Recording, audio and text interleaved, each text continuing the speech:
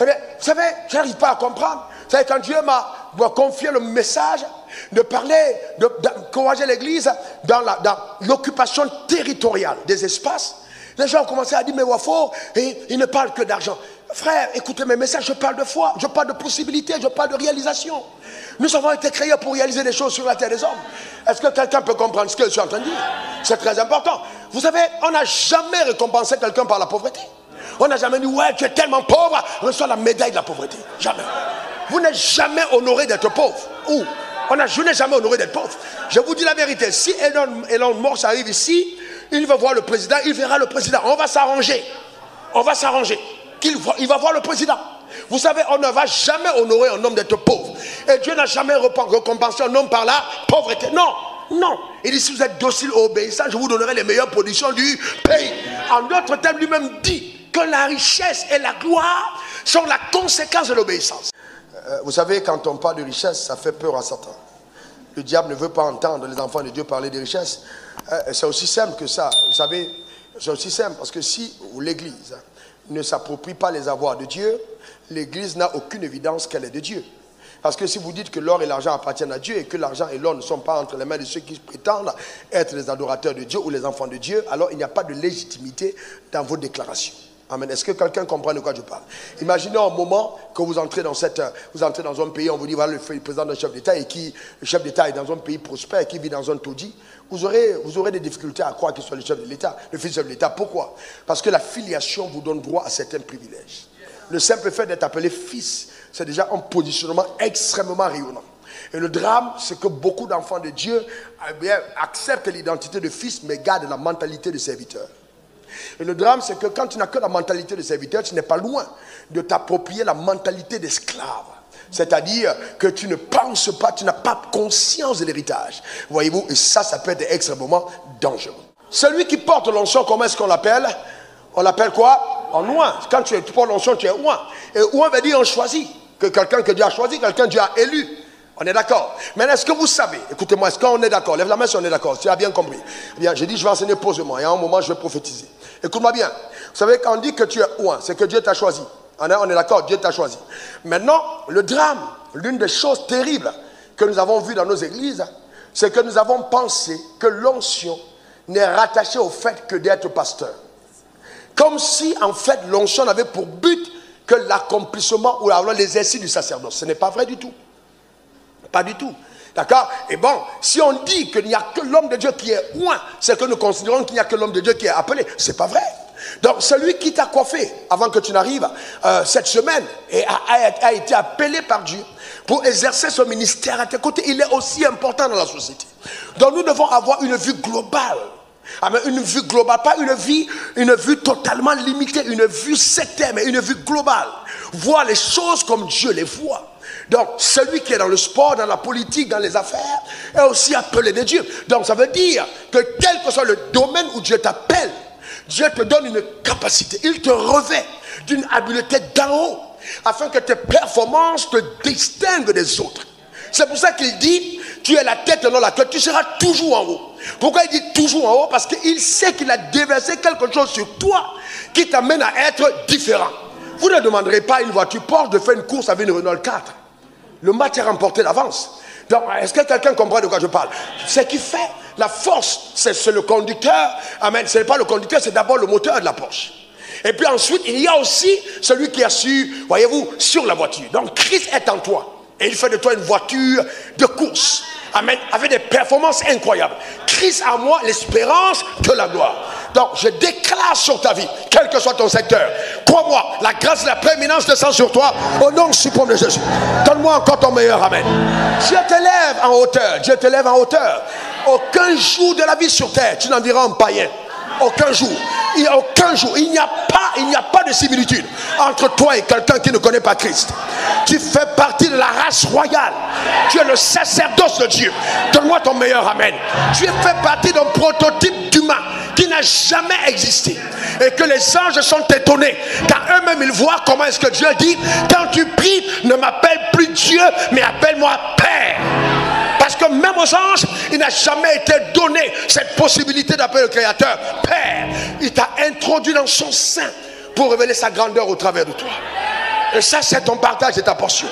Quand l'homme arrive sur terre, à quel moment l'homme a prié pour dire, oh Seigneur, s'il te plaît, donne-moi à manger? Non. Généralement, les gens qui se préoccupent de ce pourquoi ils mangeront n'ont pas conscience de leur destinée. Je vous dis la vérité. Il n'a pas prié pour dire, papa, j'ai faim. Non. Dieu lui dit, quand il est béni, il dit, voici, je te donne toute terre, bébé, portant la nourriture, car tu fais la terre, ce sera ta nourriture. Donc, en quelque sorte, la bénédiction te précède toujours sur le territoire de ton action. Je reprends, la bénédiction te précède toujours sur le territoire de ton action. Là où Dieu t'appelle, il y a toujours une bénédiction pour toi à cet endroit. Tu n'as pas besoin de délocaliser, de dire, il faut que je voyage, il faut que j'aille en Europe. Et vous voyez des gens qui sont là, ils font le rang à 4 h du matin, vous voyez, long rang au plateau, long rang à la Ribera, les gens sont là, ils veulent un visa. Ils veulent avoir un visa pour aller en Amérique. Et on trouve des croyants qui sont là. Il faut que j'aille au Canada. Il faut que j'aille ici. Ben, ils pensent que s'ils sont allés au Canada, s'ils sont allés aux États-Unis, alors ils ont percé. Non. Frères et sœurs, ta prospérité n'est pas fonction de la localisation. Elle est plutôt fonction de ta révélation et de l'alliance. Donc tant que tu n'as pas compris ça, tu vas te balader sur la terre en vain. Mais tes résultats seront maigres. Je prie sur ta vie que cela n'arrive pas au nom suprême de Jésus. Eh bien, vous savez, je n'arrive pas à comprendre. Vous savez, quand Dieu m'a confié le message de parler, d'encourager l'église dans l'occupation territoriale des espaces, les gens ont commencé à dire, mais Wafo, il ne parle que d'argent. Frère, écoutez mes messages, je parle de foi, je parle de possibilités, je parle de réalisation. Nous avons été créés pour réaliser des choses sur la terre des hommes. Est-ce que quelqu'un peut comprendre ce que je suis en train de dire? C'est très important. Vous savez, on n'a jamais récompensé quelqu'un par la pauvreté. On n'a jamais dit, ouais, tu es tellement pauvre, reçois la médaille de la pauvreté. Jamais. Vous n'êtes jamais honoré d'être pauvre. Ou, je n'ai jamais honoré d'être pauvre. Je vous dis la vérité, si Elon Musk arrive ici, il va voir le président, il verra le président. On va s'arranger. On va s'arranger. Il va voir le président. Vous savez, on ne va jamais honorer un homme d'être pauvre. Et Dieu n'a jamais récompensé un homme par la pauvreté. Non, non. Il dit, si vous êtes docile et obéissant, je vous donnerai les meilleures productions du pays. En d'autres termes, lui-même dit que la richesse et la gloire sont la conséquence de l'obéissance. Alors dites-moi, si dans le rachat consiste simplement à dire, j'ai reçu Jésus, et puis je pars au ciel, mais est-ce que vous savez que là c'est un échec? Si tu prends Jésus seulement pour aller au ciel, c'est un échec parce que Dieu ne peut pas t'avoir racheté uniquement pour t'expatrier de la terre. Comme si en fait, le gourou qui est sur la terre est tellement méchant qu'il faut tout de suite qu'il t'amène au ciel. Non, en fait, vous savez, quand vous avez fait un match de boxe et que le premier match vous avez gagné, le gars peut demander un match de revanche. Pour dire, tu as pris ma couronne, mais je veux un second match. Pour revenir, parce que ce jour-là peut-être j'ai eu une indigestion. Je vais revenir au combat. On organise un second combat. C'est pour ça que Jésus, venant sur la forme du second Adam, a confronté Satan. Et il a terrassé totalement. Il a pris les clés du séjour des morts, les clés de la vie. Et il a dit, voilà, je vous donne les clés. Il donne les clés à l'église. Il restaure l'église. Oh, j'entrerai en profondeur là-dedans. La restauration. La restauration, c'est la remise en état initial.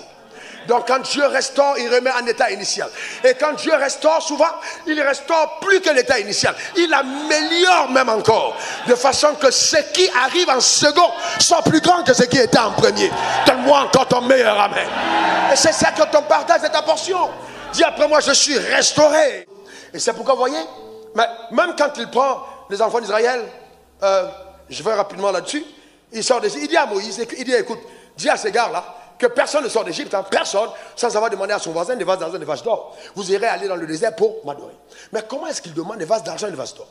Dans le désert, ils ne font pas de commerce avec cet argent. Ils n'achètent pas des habits. La Bible dit que les vêtements qu'ils avaient sur eux, pendant 40 ans, sont restés identiques. Donc l'enfant qui est sorti à 2 ans, quand il avait 42 ans, sa chaussure a grandi selon la mesure de son corps sur lui. Ses habits se sont développés à la carrure de son corps. Donc pourquoi est-ce que Dieu fait ça alors qu'il n'y avait pas de commerce? C'est simplement pour nous faire comprendre que le but de l'argent, ce n'est pas pour prendre soin de nous. Donc la manne et la caille descendaient du ciel. Donc écoute-moi bien, Dieu ne te donne pas l'argent seulement pour prendre soin de toi. Il peut prendre soin de toi sans argent.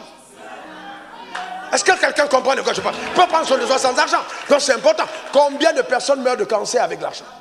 Combien de personnes, les foyers divisés avec l'argent? Combien de personnes sont dans des affaires de houbi avec l'argent? Pas parce qu'ils veulent, mais parce qu'ils sont prisonniers. L'argent peut t'amener dans des captivités terribles et t'installer dans une forme de prison indescriptible, une souffrance cruelle de l'âme sur la terre des hommes. Si tu n'as pas compris la raison pour laquelle Dieu te bénit, Voyez-vous, il dit vous allez aller dans le désert pour m'adorer. Lisez bien la Bible. Vous vous rendez compte que ceux qui sont sortis, certains d'entre eux sont allés dans le désert et ils ont pris cet argent, ils ont construit le veau d'or. Ils sont allés là maintenant, ils ont dit c'est notre Dieu. Vous savez, l'argent qui n'est pas allé à l'autel de Dieu se transforme, voyez-vous, en autel de Baal. Donc c'est pour ça que le drame, beaucoup de croyants pensent que le fait qu'ils donnent leur dîme, c'est simplement un rituel pour donner l'argent à l'église. Bien plus, c'est une sanctification de ton âme. Te permettant tout le temps d'avoir un cœur attaché à Dieu. Parce que là où est ton trésor, là aussi sera ton cœur. Voyez-vous, mais eux, ils ont mis pour le tabernacle. Et Moïse a dit, ok, au fils de Lévi, prenez maintenant des épées, parcourez le camp, que chacun détruise. 3000 hommes sont morts ce jour. Comment vous imaginez que les hommes bénis par Dieu meurent tous dans le désert, alors qu'ils ont vécu l'un des miracles les plus extraordinaires de la terre. Les plus extraordinaires. Donc ne te contente pas d'avoir vécu un miracle extraordinaire. Pose-toi la question. Est-ce que le miracle de Dieu dans ma vie atteint les buts de Dieu? Est-ce que le miracle de Dieu dans ma vie atteint les buts de Dieu? Est-ce que ma nouvelle naissance atteint les buts pour lesquels je suis sauvé? Aller à l'église n'était pas l'objectif. L'église devient comme une borne centrale de rechargement pour permettre à ta lumière de continuer de rayonner. Un endroit où les saints se mettent ensemble et lèvent les mains vers le trône pour que l'huile se déverse et que cette onction continue d'être rafraîchissante. Que tous les jours il y ait des mises à jour dans les paramètres de ta grâce. À l'intérieur, dans la présence de Dieu. Qu'on ait prêché le message ou pas, mais le simple fait que tu lèves les mains avec la présence des frères dans l'assemblée, il y a quelque chose de particulier qui arrive. L'une des premières choses que Satan fait aux hommes riches, c'est qu'il provoque l'absence dans la présence des saints. Ils deviennent très occupés. Très occupés. Ils envoient leurs dîmes par leur chauffeur. Ils sont plus présents à l'église. Et comme vous voyez, tant qu'on est un leader qui n'a pas été affranchi de la pauvreté, on devient coupable du trafic de la grâce. On reçoit ses offrandes, ou alors on va même à domicile pour dire c'est pas grave, je sais que tu es occupé, tu as déjà fait ta part. Non, il a besoin de la présence de Dieu. Il a besoin de la présence de Dieu. Il a besoin de se mettre à genoux, qu'il soit ministre, qu'il soit chef d'État, qu'il soit... David était un roi, il s'est levé, il a dansé. Il a dansé dans la présence du Seigneur. Donc le fait que Dieu te lève ne fait pas de toi quelqu'un qui est exempté des pratiques de la foi ou de la piété. Et ça fait qu'aujourd'hui dans nos églises en général, ce sont que des jeunes personnes qui sont engagées, des personnes sans travail. Dès qu'ils trouvent le travail, ils n'ont pas de référent, ils n'ont pas de modèle, ils n'ont pas d'exemple. Ceux qui travaillent ne viennent pas à la réunion du soir. Donc moi aussi je ne viens pas à la réunion du soir. Sans savoir que quand Dieu enlève ton fardeau, il te donne son joug. Et aussi longtemps que tu refuses de porter son joug, alors le fardeau qui est ôté devient un jugement contre toi, parce que tu dois prendre le joug du Seigneur. Dans le Seigneur, on n'est pas libre, on est prisonnier de sa cause. Et ça, on doit en être conscient. On doit en être conscient. Si vous trouvez un homme qui vous dit, à 77 ans, je me tiens au bord de mon lit et puis je dis à Dieu, il faut que tu juges ma vie, je ne veux pas te décevoir. Vous devez comprendre que le salut est quelque chose d'extrêmement grave et puissant, qu'aucun argent sur la terre ne peut acheter, aucune compromission à cet égard. Aucune compromission. Vous voyez, c'est important. Je te pose cette question. Tu es là aujourd'hui, tu dis, ouais, Dieu bénit moi. Mais si Dieu te bénit, est-ce que ton cœur est entier à Dieu? Entier à Dieu. Est-ce que vous savez qu'il y a des gens que Dieu résiste? Dieu les résiste, c'est simplement parce que leur cœur n'est pas encore droit. Heureux ceux qui ont le cœur pur quand ils verront Dieu. Ce ne sont pas ceux qui prient longtemps qui voient Dieu, ce ne sont pas ceux qui jeûnent longtemps qui voient Dieu, mais c'est ceux qui ont le cœur pur. Donc la pureté de ton cœur devient un élément déclencheur de la visitation. Est-ce que ton cœur est pur? Combien de temps Anne a prié? Combien de temps Anne a gêné? Est-ce que quelque chose s'est passé? Rien du tout. Dieu regardait, mais il fallait qu'elle comprenne qu'elle n'est pas n'importe qui. Quand tu es une personne de destinée, eh bien, ce qui t'arrive, ce n'est pas la même chose qu'à tout le monde. Les gens peuvent avoir accès à des territoires, mais Dieu te fait et te résiste parce qu'il sait qu'il t'a appelé pour un but. Tant que tu n'as pas compris, eh bien, tu passeras à côté de beaucoup de choses. Moi, je suis choqué. Je vois des gens qui me disent, un jour, je suis allé rendre visite à un pasteur, il y a des années, allez, 2008, j'avais une Porsche à l'époque décapotable, et j'arrive chez lui, quelqu'un m'avait donné la même presque gratuitement, et il me dit, c'est vrai mon frère, si j'ai une voiture comme ça, je ne dors plus à la maison. C'est pas possible. J'ai dit, tu vas faire quoi? Il dit, mais non, je serai partout à gauche, droite. Je lui ai dit, c'est la raison pour laquelle tu n'auras pas maintenant. Parce que tu n'es pas prêt à l'avoir. Vous comprenez? Donc le drame, c'est que nous nous retrouvons dans des schémas où les pasteurs, même les pasteurs se retrouvent en forme de compétition avec les mondains. On n'est pas des mondains. Les mondains se valorisent par leurs avoirs. Nous nous valorisons par Christ. Nous nous vantons par Christ. Nous avons Christ. Nous sommes sauvés. C'est ça notre richesse première. Ce n'est pas ce que nous possédons. La raison pour laquelle Dieu te bénit. Est-ce que tu es capable de tenir cette raison? Est-ce que vraiment, dans ton cœur, maintenant, si le Seigneur dit, je trouve une porte, incroyable. Est-ce que ton cœur sera attaché à lui? Frères et sœurs, il y a des dimensions de la vie qu'on n'atteint pas sans la conscience d'une alliance. Garde-toi de dire en ton cœur, ma force et la puissance de ma main m'ont acquis ces richesses. Souviens-toi de l'Éternel ton Dieu, car c'est lui qui te donnera de la force, de l'onction, de l'huile pour les acquérir, afin de confirmer, comme il le fait aujourd'hui, son alliance qu'il a jurée à tes pères. Donc quand Dieu parle de force, il parle d'onction, il parle de capacité, il parle de faveur, il parle de connexion. Amen. On parlera demain de sagesse, d'intelligence, parce que quand cette onction descend sur ta vie, il y a tellement d'ingrédients qui se déploient au travers de cette visitation pour te permettre de rayonner à la dimension à laquelle Dieu t'a appelé. Amen. Romains 5, verset 17. Regardez. Romains 5, verset 17. Si par l'offense d'un seul, la mort a régné par lui seul, à plus forte raison, ceux qui reçoivent l'abondance de la grâce et le don de la justice régneront-ils dans la vie par Jésus-Christ, lui seul. Et dans cette réunion du règne de Christ, il s'est fait pauvre, afin que nous puissions devenir riches. Avoir peur de la richesse, c'est régner en fait sa royauté. Dans ton ADN, la richesse, la création elle-même soupire après ta révélation. La richesse veut se mettre à ton service, elle veut participer à la rédemption. Elle veut être avec toi dans ce, amen, dans cette moisson de la des derniers temps. Chaque fois qu'il y a une transition de dispensation, il y a un réveil financier puissant. C'est pour ça qu'en quittant justement la dispensation de la promesse pour entrer dans la loi, il y a eu un réveil financier où les Égyptiens ont été dépouillés par les servantes de la maison qui en un seul jour se sont retrouvés riches de propriétés de façon surnaturelle et sont entrés dans le désert. Mais sauf qu'il y avait un problème. Ils ont possédé des biens dont ils n'avaient pas la capacité pour certains de gérer dans leur âme. Mais Dieu veut commencer dans ton âme avant de faire transiter les avoirs dans tes mains. Amen. Dans la conscience de cette alliance, amen, te positionne dans des dimensions insoupçonnées. Je prie de tout mon cœur que cela soit ton partage. Et comme j'aimerais le dire toutes les fois, je n'ai jamais rêvé un seul jour que Dieu m'introduirait dans les dimensions dans lesquelles aujourd'hui mon épouse et moi ne sommes jamais imaginés un seul instant. Et j'ai vu Dieu faire des choses tellement inhabituelles, tellement surprenantes. La première activité d'affaires que j'ai vraiment commencé, c'est que j'allais dans le Kasaï. J'achetais des pierres que je revendais. Après, je suis entré dans la restauration. Je suis entré dans la vente de l'achat de café cacao Borchamp. Aujourd'hui, on a tellement d'activités. Tellement. Et vous savez quoi? Et je suis tellement consacré, attaché, profondément ancré dans le service de Dieu. Et amen. Donc, vraiment, l'un pour certains, si c'est ton appel, peut ne pas empêcher l'autre. Il y a des personnes que Dieu appelle pleinement dans ce domaine. Si vraiment c'est ton appel, il ne faut vraiment pas passer à côté. Il ne faut vraiment pas passer à côté. Vraiment pas passer à côté. Crois Dieu capable de t'utiliser de façon incroyable. Des connexions divines. Je n'ai jamais, comme je le disais hier matin, jamais de la vie, jamais désiré aller rencontrer quelqu'un pour avoir un accès à quoi que ce soit. Jamais. Toutes les connexions qui sont arrivées dans ma vie se sont arrivées de façon surnaturelle. Vraiment sans effort, sans transpirer. Parce que le battement de mon cœur est essentiel. Je veux faire ce à quoi il m'a appelé. Il n'y a rien d'autre. Je ne résiste devant rien en ce qui concerne l'œuvre de Dieu. Quel que soit ce que ça demande. Je mettrai tous les moyens à disposition. Ma femme le sait, ma mère le sait, ma belle-mère qui est là le sait, tout le monde autour de moi le sait.